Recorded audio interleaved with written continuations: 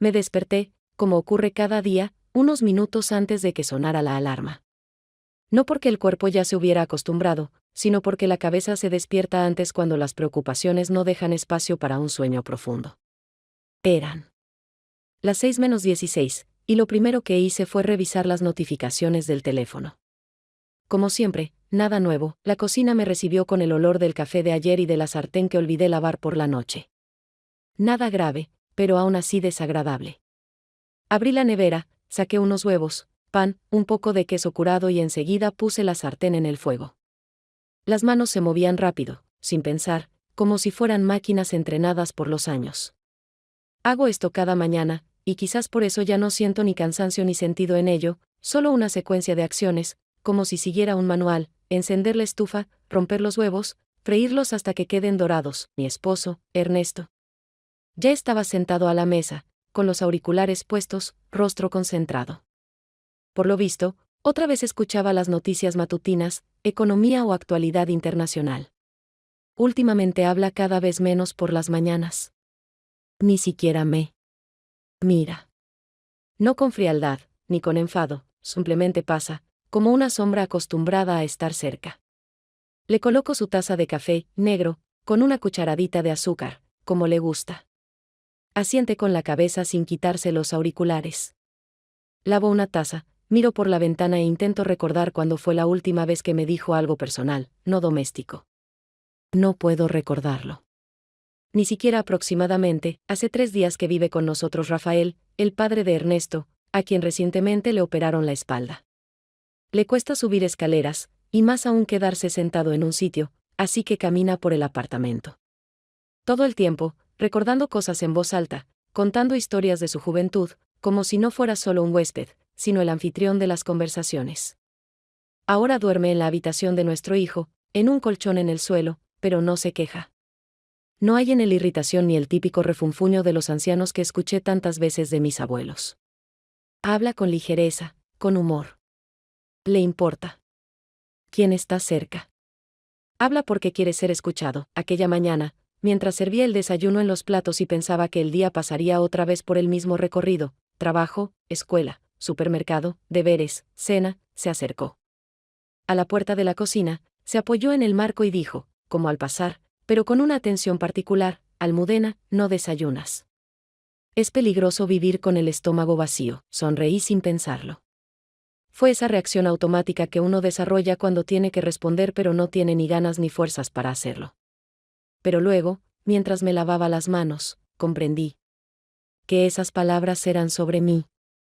Porque hacía mucho tiempo que nadie me preguntaba por eso. Nadie notaba si desayunaba o no. Nadie se detenía a preguntar cómo me sentía, si dormía bien, qué deseaba. Tomé un trozo de tostada del plato, no muy caliente, y lo comí despacio. No porque tuviera hambre, sino porque me dio curiosidad, cómo se siente responder a una pregunta que no es formal. Rafael, mientras tanto, les contaba a los niños una historia de cuando pasó una noche en las montañas sin tienda, porque se había perdido con un amigo, y cómo hicieron una fogata con ramas húmedas. Los niños escuchaban con fascinación, y yo, con una extraña calidez. Sus relatos estaban vivos.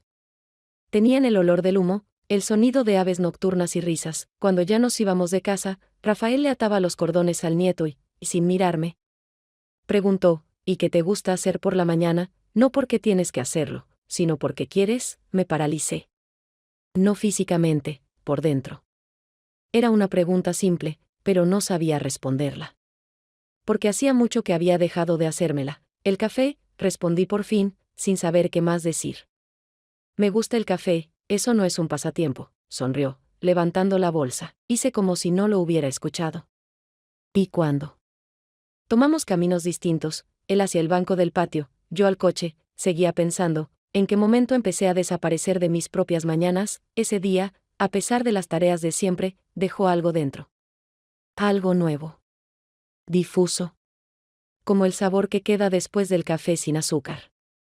Pero definitivamente distinto. La noche había entrado en esa fase habitual, apenas relajada, cuando el día ya ha sido trabajado pero aún no termina del todo, porque quedan algunas tareas por hacer: recoger la mesa, quitar las migas, cambiar el ritmo del trabajo por el del hogar, ese ritmo conocido y, al mismo tiempo, agotado. Ernesto, como siempre, estaba frente a su portátil, sin esconderse, sin distanciarse de manera intencionada, pero tampoco participando en la vida doméstica. Como si su noche tuviera una estructura diferente a la nuestra. Seguía gráficos, leía noticias, hacía clic de vez en cuando, sin volverse, y con eso creaba un espacio a su alrededor en el que yo ya no entraba desde hacía mucho. Los niños estaban en su cuarto, riendo con dibujos animados. Uno de ellos gritó si todavía habría postre, pero yo respondí con un escueto, ya es tarde, y volví a mis tareas en la cocina. Limpiaba despacio, casi con concentración, como si cada movimiento fuera una forma de evitar los pensamientos. Quitaba los platos, limpiaba la mesa, los llevaba al fregadero y por un instante me permití detenerme, solo para mantener el equilibrio, no el físico, sino ese otro, el interior, que últimamente mostraba grietas. En ese momento entró Rafael a la cocina. No hizo ruido, no buscó atención, no dio la impresión de tener un propósito claro. Simplemente entró, tomó una toalla del gancho y, sin preguntar, empezó a secar los platos que yo acababa de lavar. Sus movimientos eran pausados, tranquilos. Sin prisa, como si ya lo hubiera hecho antes, y como si no necesitara permiso. No me opuse, aunque en otro tiempo esa clase de ayuda me habría incomodado. Pero esta vez no sentí resistencia.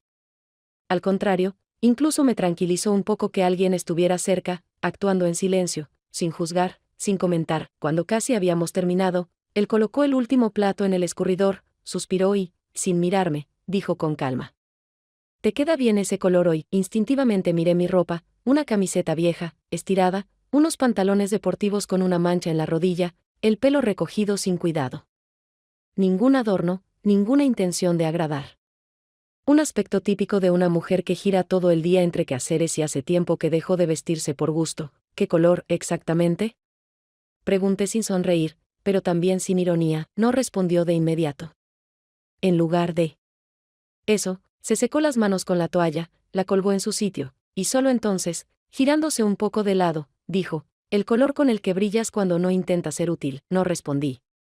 No por ofensa, ni por vergüenza, sino porque en mi cabeza, de pronto, se detuvieron todos los esquemas habituales de reacción. No era un cumplido en el sentido clásico, sin coqueteo, sin insinuación, sin juego. Era algo sincero, libre de expectativas. Como la mirada de alguien que te ve no como madre, ni como esposa, ni como pieza útil del hogar, sino simplemente como alguien que merece atención por sí misma. Rafael no esperó respuesta.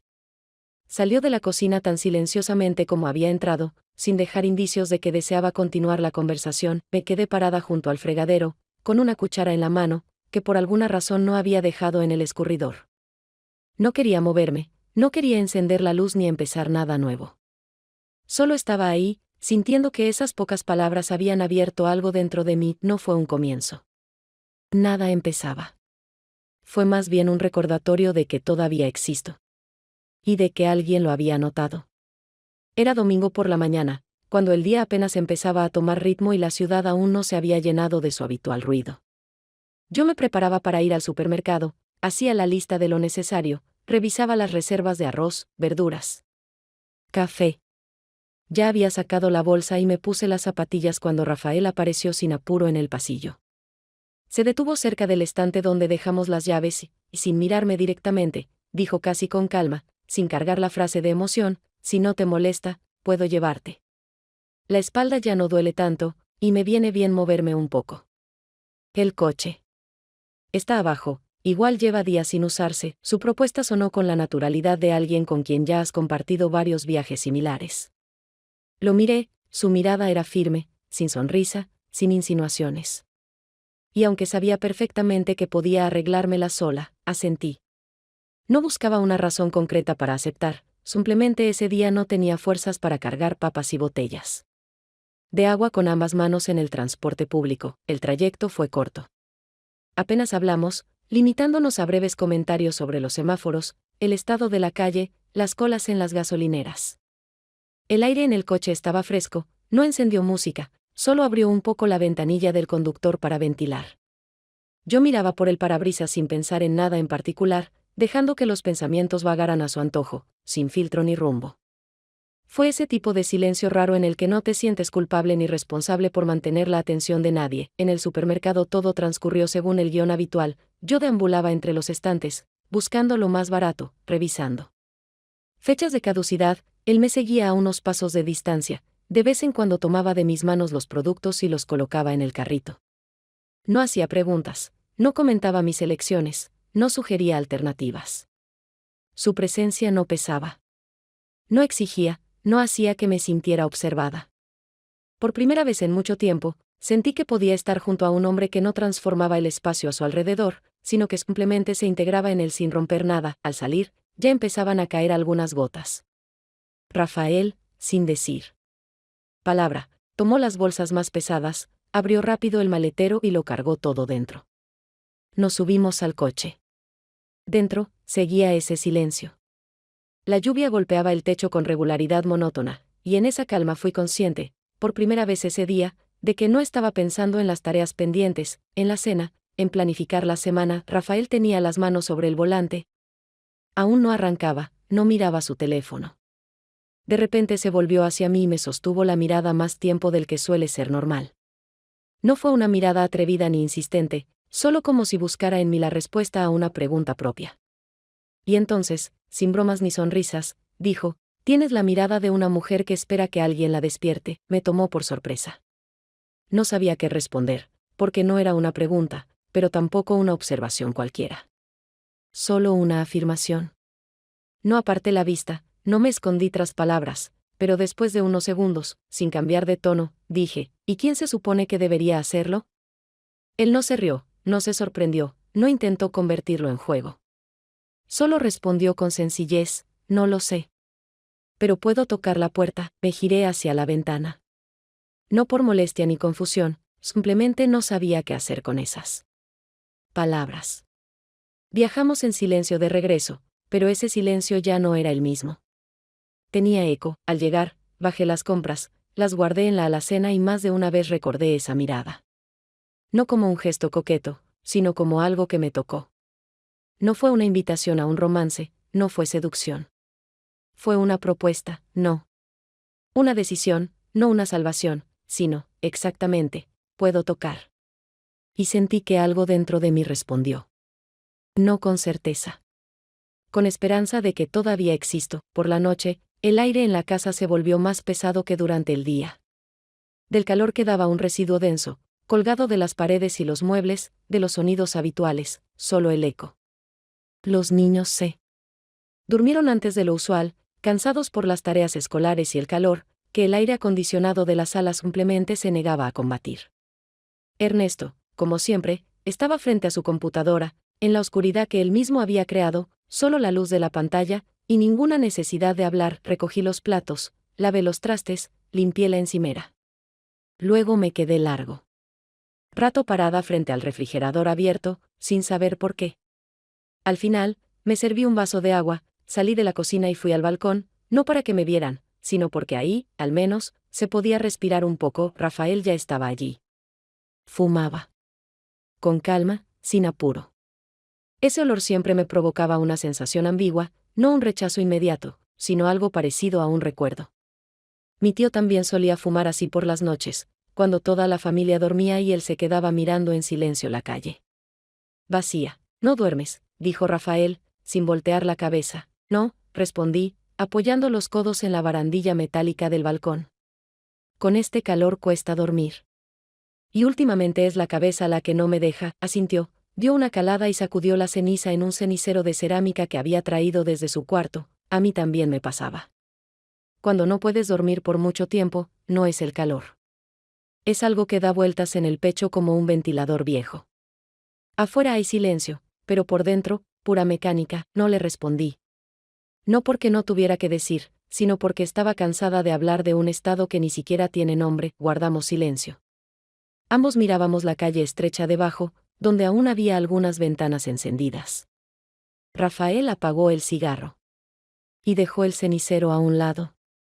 Sus movimientos eran tranquilos, no teatrales, pero en cada uno de ellos sentía una presencia clara, no la de alguien que quiere algo, sino la de alguien que simplemente está. «¿Sabes?», dijo, «he visto Muchas mujeres en mi vida que vivían en una casa, pero no estaban ahí.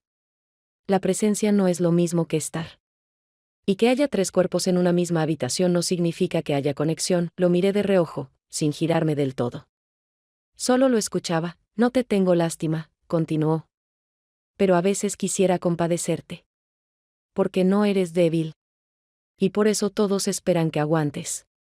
Y aguantas. Pero eso no es justo. Sus palabras sonaron adultas. No como una estrategia, ni como una táctica. Y por eso me permití no defenderme. No estaba acostumbrada a que alguien dijera en voz alta justo eso que yo repaso cada día en silencio. No sé si fue él quien se acercó o si fui yo quien dio un paso. Pero en un momento ya estábamos parados uno al lado del otro, no demasiado cerca, pero más de lo que permite la distancia cómoda. No sé fingir que no veo, dijo. Y no sé mentir cuando una mujer me gusta. Pero no soy un muchacho, y sé dónde terminan las fantasías. ¿Crees que fantaseo? Pregunté, ya sin ocultar la ironía. Creo que hace mucho no te sientes viva. Y yo no soy un héroe que viene a salvarte. Solo puedo estar vivo a tu lado. Si no te da miedo eso, y entonces me besó. No hubo música. No hubo promesas. No hubo chistes. Solo un beso. Cálido, cuidadoso, como una prueba de si es posible estar con alguien sin peso, sin obligación, sin juego. No me aparté. Tampoco respondí. Solo permití que sucediera. No porque lo deseara a él, sino porque finalmente me permití detenerme, en el tiempo, en la reacción, en la expectativa. Y ese momento breve no fue sobre un hombre. Fue sobre mí. Rafael no esperó respuesta. Solo me miró una vez más, con una tristeza tenue, sin forma, y se fue a su cuarto. Yo me quedé en el balcón, respirando el olor del humo, del calor, y de algo nuevo, no peligroso, no correcto, pero absolutamente real. A la mañana siguiente, me desperté un poco más tarde de lo habitual, y por primera vez en mucho tiempo no sentí la urgencia de apresurarme. Los niños aún dormían, la ventana estaba ligeramente abierta y el aire fresco llenaba la habitación. Con una suavidad reconfortante. Me estiré, me senté en la cama, miré el teléfono y enseguida noté una notificación, discreta, sin sonido, solo una pequeña luz en la pantalla. Un mensaje de Rafael, un simple icono de una taza de café. Nada más. Pero yo ya sabía que no era cortesía ni broma. Era una señal, no exigente, no comprometida, pero lo suficientemente personal como para que no pudiera ignorarla. Deslicé el dedo por la pantalla, abrí la conversación, vi su mensaje, y sin pensarlo mucho, escribí la respuesta: todavía está caliente. Igual que yo, por ahora. Era una frase ligera, quizás incluso graciosa, pero no la escribí porque sí. Cada palabra tenía más de lo que parecía, porque en este instante, en ese silencio previo al desayuno, sabía que esa breve conversación no era entre parientes, ni entre 2 personas bajo el mismo techo. Era un momento en el que, por primera vez en mucho tiempo, me permití ser no conveniente, sino sincera. Mientras preparaba el desayuno, Ernesto entró a la cocina. Llevaba la misma expresión concentrada, con esos auriculares que ya eran parte de su rostro, y se sentó en su lugar de siempre, sin mirarme. Coloqué frente a él su taza de café, tal como le gusta, sin exceso de azúcar, sin leche. Y volví a la mía. Mientras tomaba el teléfono otra vez, él levantó la vista, me miró por unos segundos, pero no dijo nada. De inmediato, casi por reflejo, archivé la conversación con Rafael. No con pánico, ni con apuro, simplemente con calma, como si no estuviera escondiendo un mensaje, sino una reacción hacia mí misma. Desayunamos en silencio. Los niños ya veían algo en la otra habitación. Ernesto repasaba las noticias como de costumbre, y yo bebía un café que, de pronto, me supo demasiado caliente. En cada uno de mis gestos ya había una fisura, no visible, no en las acciones, sino dentro. No había dicho ninguna mentira. No había dado promesas. No había hecho nada que pudiera llamarse traición. Pero por primera vez en todo nuestro matrimonio, sentí que ya no era honesta. No con él, conmigo misma. Esa misma noche, cuando ya habíamos cenado y los niños se habían sumergido de nuevo en sus dibujos animados, Rafael se acercó a la mesa del comedor. Tomó una taza con té, me miró con una expresión que no tenía ni juego ni provocación, y dijo: Almudena ha revivido últimamente, ¿no? Seguro que son las vitaminas, lo dijo en voz alta, en medio de otras cosas.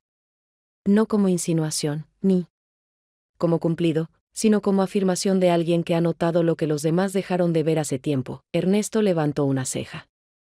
No comentó, no sonrió, no se molestó. Solo me miró por encima de la taza con esa mirada que no pregunta, pero memoriza todo. Yo también lo miré, directa, sin defensa, sin explicaciones. Puede ser, respondí, apartando la mirada. Es la primavera, sonó demasiado simple. Incluso para mí. Pero no quise añadir nada más. Y justo en ese momento entendí, el engaño no empieza cuando mientes con palabras. Comienza cuando empiezas a ocultar la esencia. No a otros. A ti misma, esa noche, no toqué el teléfono por muchas horas. Pero incluso con la pantalla apagada, los pensamientos no se detenían. Por primera vez, no me dio miedo que alguien lo descubriera. Me dio miedo darme cuenta de que ya no era la persona que creía ser. Al día siguiente, ya pasada la hora de la comida, cuando el calor había disminuido un poco y las ventanas dejaban de irradiar el aliento caliente del asfalto. Fui al cuarto a revisar si el teléfono se estaba cargando.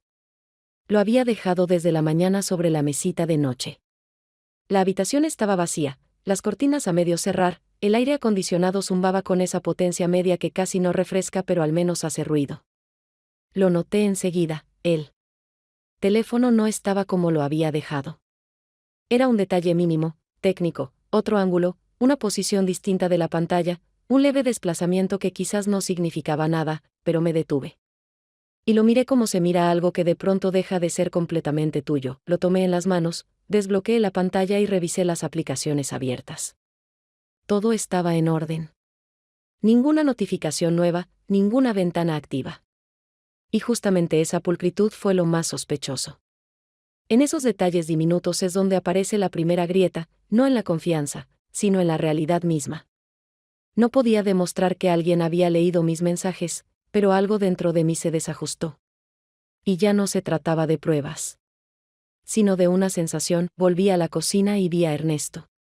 Estaba en el mismo lugar de siempre, trabajando, con una taza de café ya fría a un lado. En su computadora había tablas de macroeconomía que desplazaba lentamente con ese gesto tan suyo, como si en ese momento se definiera el destino del país. Su espalda recta, la mano izquierda sobre la mesa, la derecha en el touchpad. Cuando levantó la mirada, me miró justo el tiempo necesario, ni más ni menos. En esa mirada no había enojo. Tampoco estaba vacía. Pero ya no era la mirada indiferente de antes. Era la de alguien que ha hecho, o ha pensado hacer, algo, y espera a ver si tú vas a reaccionar primero. Dejé el teléfono en el alféizar de la ventana, como por descuido, y tomé un trapo para limpiar la mesa, aunque no estaba sucia. Era un movimiento de más, una forma de llenar el espacio, porque ya no sabía bien qué decir. Ernesto guardó silencio. No volvió a su computadora. No apartó la vista. No preguntó nada. Pero su silencio ya no era el de la distancia, era un silencio atento, concentrado. Bebió un sorbo de café, dejó la taza a un lado, se frotó la cara con ambas manos y, sin mirarme, dijo: Rafael y tú pasan mucho tiempo juntos. ¿Es cómodo? No, lo dijo con calma, sin tono acusador, sin carga emocional. Y precisamente por eso no pude responder enseguida. Porque sus palabras no eran celosas, ni una reclamación. Era la constatación de un hecho, una invitación no a confesar, sino a admitir lo obvio. Me detuve, puse el trapo de vuelta en el fregadero, me giré hacia él y, sin evitar la mirada, dije: él ayuda. Y sí, hace las cosas un poco más fáciles. Mi voz no fue firme. Algo se rompió al final. No fue un grito, ni un llanto, sino ese quiebre que ocurre cuando por fin dices en voz alta algo que solo vivía en tu cabeza. Ernesto asintió, sin decir nada más, y volvió a mirar la pantalla. Pero no trabajó. Solo la miró. Largo rato. Sin mover las manos, yo salí al balcón, apoyada en la barandilla, y por primera vez en muchos días sentí que había algo distinto suspendido en el aire, no rabia, no pelea, no escándalo. Una zona fría entre dos personas que ya no callan porque no tienen que decir, sino porque cualquier palabra ya no alcanzaría a devolver el silencio que fue oído. No me acusaron. No me detuvieron. No me preguntaron qué estaba pasando. Y eso fue lo más inquietante. Porque ahora, todo lo que yo dijera o hiciera ya no sería respuesta a alguien. Sería mi decisión. No por presión. Por conciencia. Y no estaba segura de estar lista para tomarla. La semana siguiente, las noches comenzaron a alargarse, no por un cambio de estación, sino por esa sensación de que los días ya no tenían bordes definidos. Todo transcurría con el ritmo habitual: desayunos, escuela, compras, lavar trastes. Pero algo en la rutina del hogar se había alterado, y yo lo sentía casi físicamente. Rafael seguía comportándose igual, ayudaba en la cocina, recogía a los niños de la escuela, a veces bromeaba con la vecina que vendía elotes en la esquina. No hacía nada que pudiera calificarse de peligroso o incorrecto. Y eso era, tal vez, lo más irritante, porque después de aquel beso, no hubo nada. Y al mismo tiempo, lo hubo. Me descubrí varias veces evitando mirarlo cuando pasaba cerca.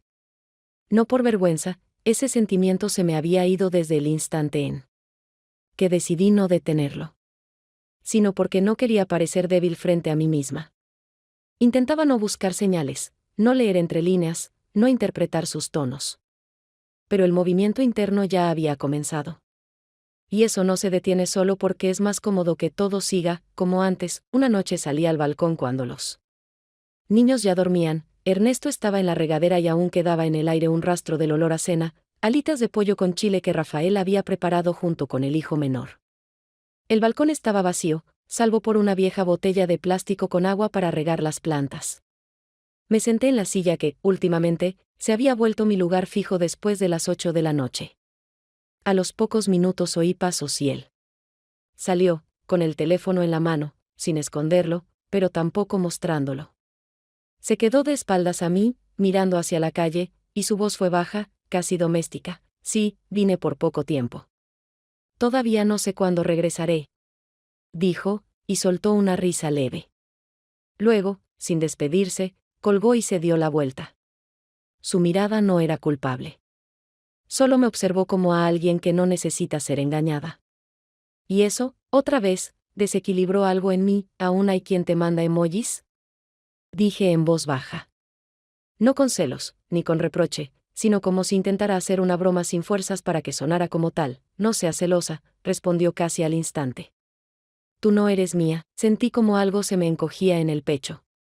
No porque esperara otra respuesta, sino porque, por primera vez en mucho tiempo, me importaba que alguien reconociera mi presencia no como un rol, no como una comodidad, sino como una elección. ¿Y tú eres mío?, pregunté, y en esa pregunta no había ni debilidad, ni súplica. Solo el deseo de saber dónde estoy parada. Rafael inclinó un poco la cabeza, pensativo, y no respondió de inmediato. Soy como la lluvia, dijo finalmente. Puedo estar cerca cuando hace falta, pero no me quedo. Y no porque no quiera. Es que no fui hecho para lo permanente. Su respuesta fue más dura de lo que esperaba. No por su contenido, sino por la tranquilidad con que la pronunció. No fue crueldad. Fue honestidad. Una que duele más que un rechazo. En esas palabras no había esperanza. Y precisamente por eso no dije nada más. Volví al cuarto, cerré la puerta del balcón y me detuve un momento frente al espejo del pasillo. En el reflejo había una mujer que no había traicionado. Que no jugaba. Que no manipulaba. Solo estaba ahí, donde no había calor. Y dejó entrar a alguien que lo trajo. Pero eso no la hacía ingenua. La hacía viva. Esa noche lloré por primera vez, no por alguien. No por mi esposo, no por un beso, no por la verdad ajena. Lloré porque entendí que fui yo quien se permitió creer. Y no había imaginado cómo vivir con eso después. Pasaron algunos días. Todo estaba tranquilo, demasiado. Por la tarde, estaba recogiendo los platos. Los niños aún seguían sentados a la mesa, uno terminaba su arroz, el otro se quejaba de que el canal de caricaturas había cambiado solo. Ernesto salió de la cocina con mi teléfono en la mano. No me di cuenta de inmediato. No lo escondía. No fingía que era suyo, ni me llamó. Simplemente volvió, lo dejó sobre la mesa junto a mí y dijo: en voz baja pero firme, ¿me lo explicas? Vi la pantalla. El mensaje estaba abierto. Sabía cuál era. Demasiado personal. Ese. No era vulgar. Ni ambiguo, de esos que se entienden sin contexto. No lo había borrado. Y ni siquiera había planeado hacerlo. No por orgullo, simplemente ya no era esa mujer que lo escondía todo. Los niños estaban cerca, lo que hacía la escena aún más incómoda, pero ninguno de los dos levantó la voz. Aprendimos a vivir dentro del hogar como dos empleados en un turno largo, sin tiempo para el drama. Lo miré. No parecía ni confundido, ni furioso, ni herido.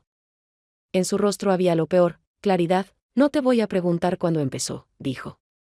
Ni cuánto duró. Yo permanecía en silencio.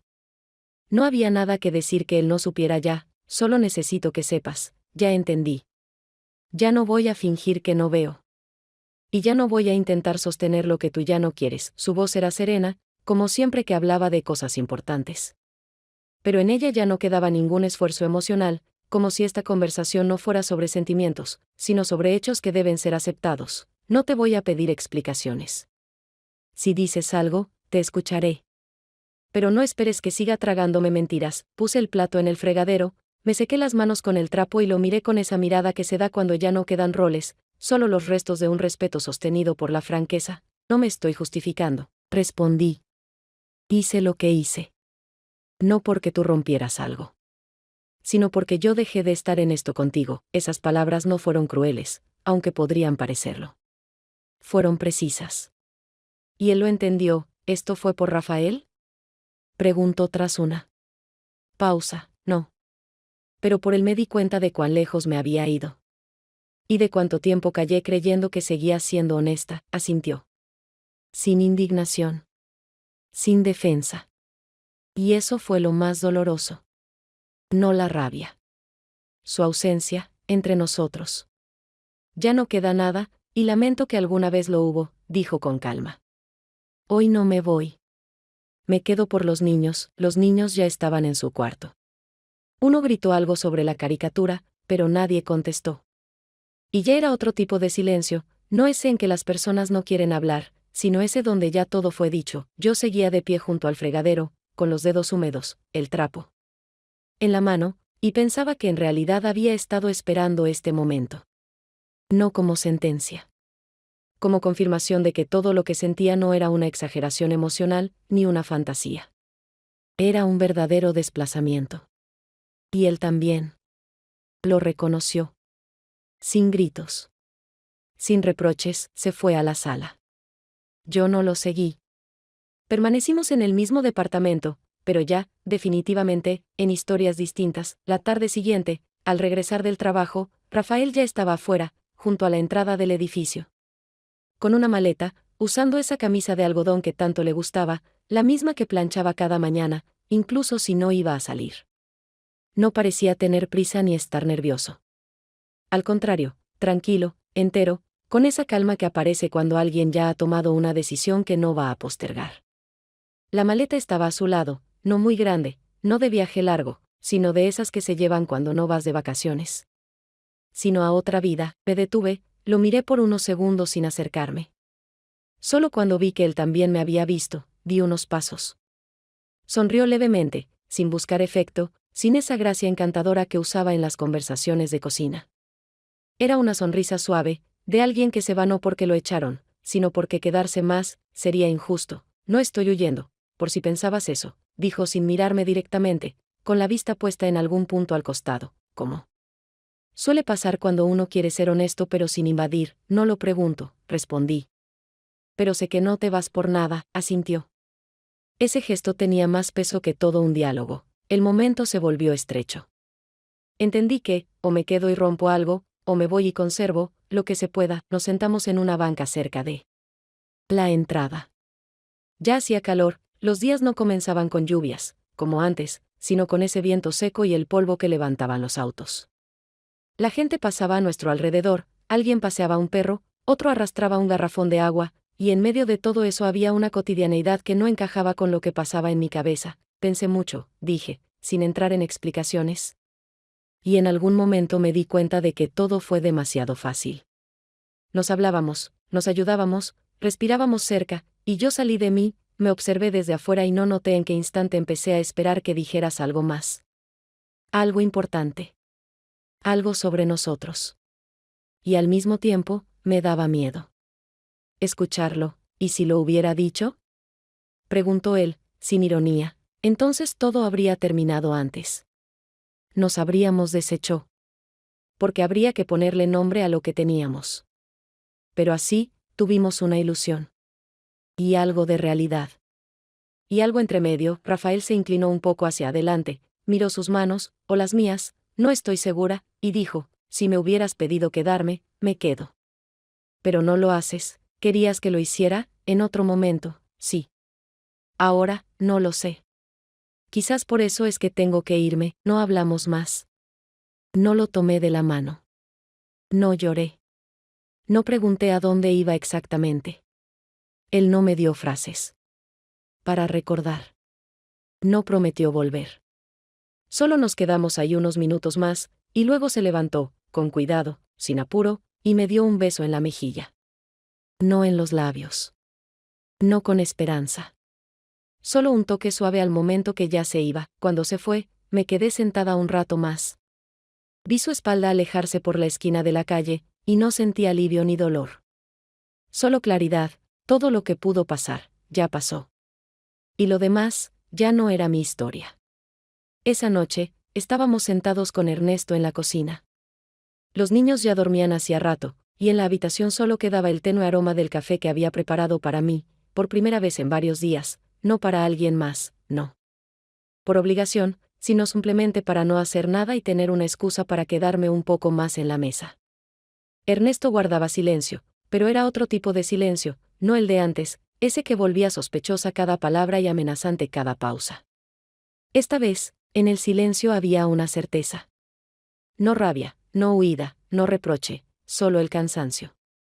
Adulto de alguien que ha dejado de sostener lo que ya no funciona, di un sorbo a mi café, lo miré, y supe que esta conversación no iba a ser conflictiva, no sería un drama ni necesitaría justificación. No había que ensayarla, simplemente. Había llegado su momento, si quieres irte, puedes hacerlo, dije. No como un empujón, ni como una provocación. Solo una afirmación que ya no requería respuesta, no se sorprendió. No reaccionó de inmediato.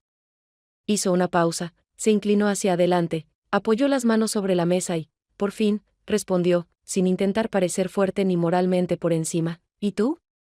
¿Tú quieres que me vaya? Esa pregunta era la más simple y a la vez la más difícil. No se podía rodear. No había forma de responderla con neutralidad.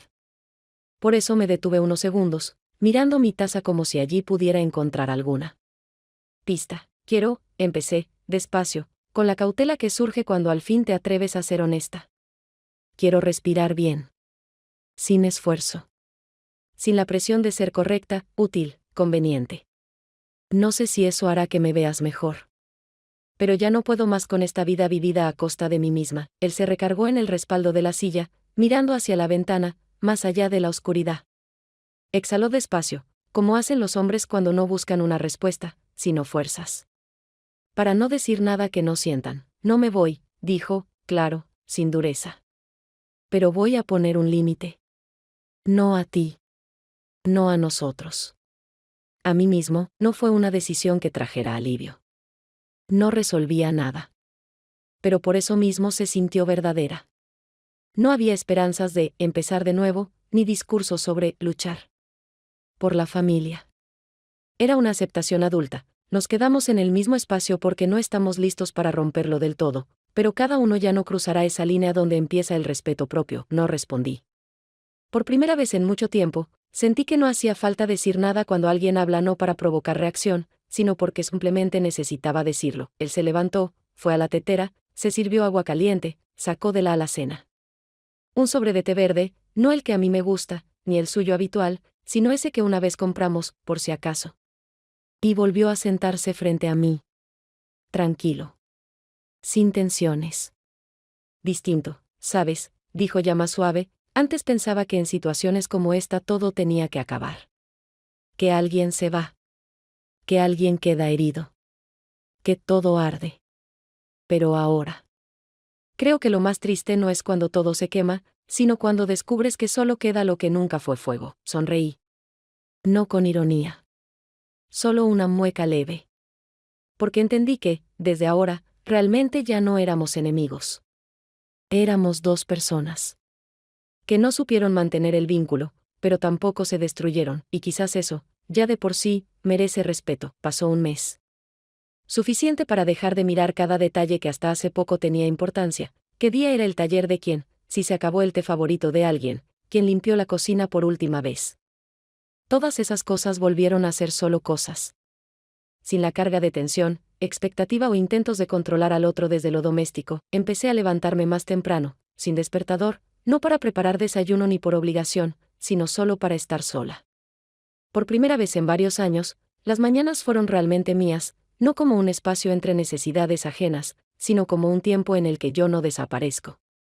Me puse los tenis, salí de casa y fui a correr, lento, sin destino, sin ruta, solo para sentir mi cuerpo en movimiento.